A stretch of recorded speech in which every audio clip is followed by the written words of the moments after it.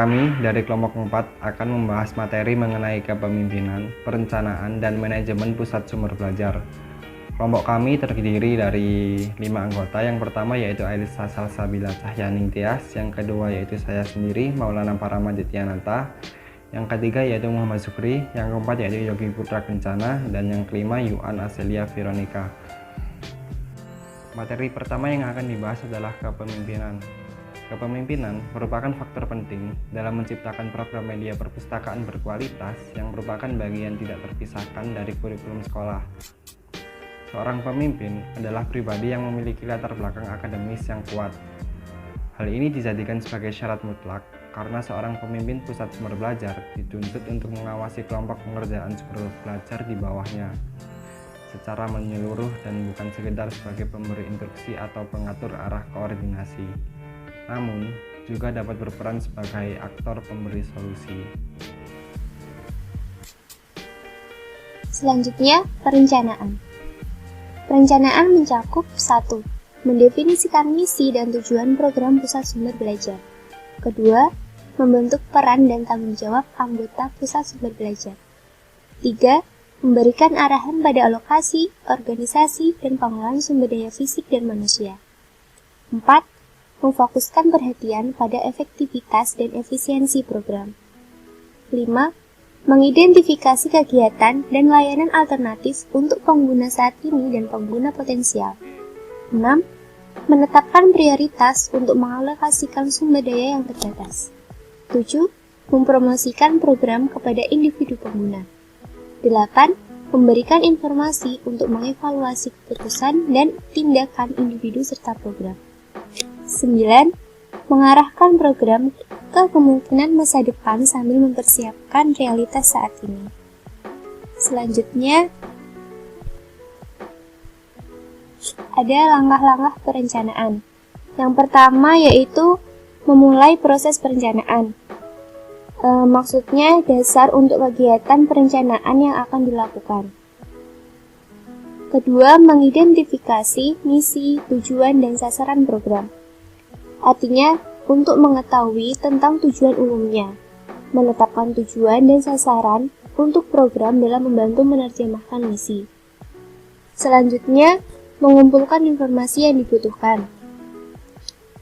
Artinya, berguna untuk mengambil data dalam pencapaian program media perpustakaan serta informasi berharga untuk pencatatan perbaikan program. Selanjutnya ada menerapkan rekomendasi perencanaan, yang artinya digunakan untuk mengembangkan kebijakan, prosedur, dan kegiatan untuk mengimplementasikan program yang ditetapkan. Selanjutnya, yaitu mengevaluasi program pusat sumber belajar, yaitu untuk meninjau tujuan dan sasaran keseluruhan dalam kaitannya dengan kebutuhan pengguna instruksional. Manajemen mencangkup penganggaran. Penganggaran itu untuk mengatur aspek keuangan dalam melaksanakan program media perpustakaan.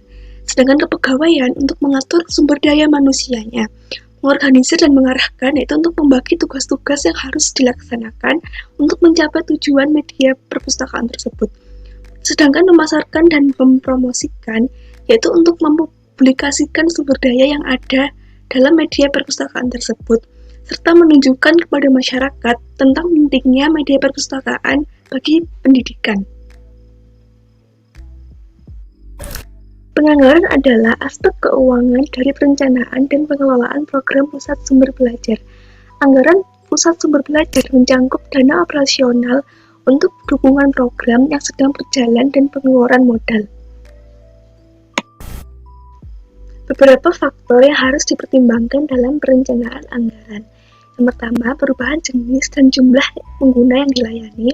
Yang kedua, adaptasi sumber daya dan layanan yang diperlukan untuk populasi khusus, seperti siswa penyandang cacat, berbakat, minoritas, atau imigran. Yang ketiga, perubahan kurikulum atau instruksional. Yang keempat, karakteristik koleksi dan peralatan karena penggantian yang tidak memadai.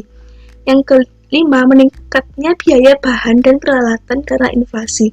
Dan yang keenam, perubahan layanan karena teknologi baru seperti pencarian database atau sistem distribusi televisi. program media kepegawaian perpustakaan.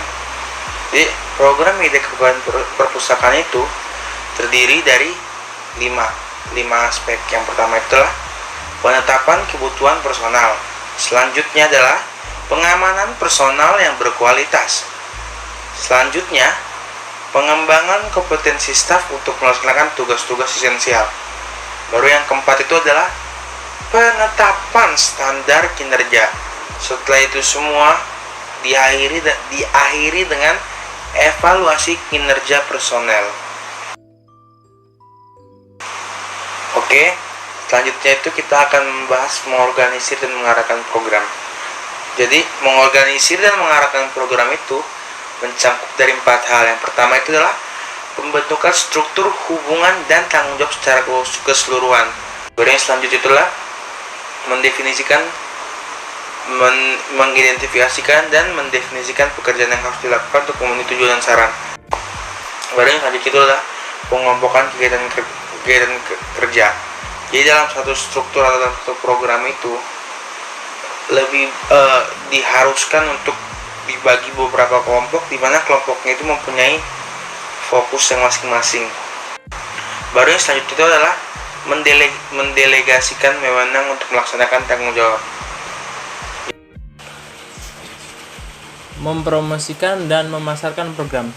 Anggota pusat sumber belajar harus secara efektif mempublikasikan layanan dan sumber daya yang tersedia. Secara nyata harus memberikan pelayanan di sekolah dan lembaga di seluruh kabupaten atau kota. Berpartisipasi secara aktif dalam proyek masyarakat. Dengan jelas menunjukkan pentingnya program sumber belajar dalam dunia pendidikan. Terima kasih. Kurang lebihnya mohon maaf. Wassalamualaikum warahmatullahi wabarakatuh.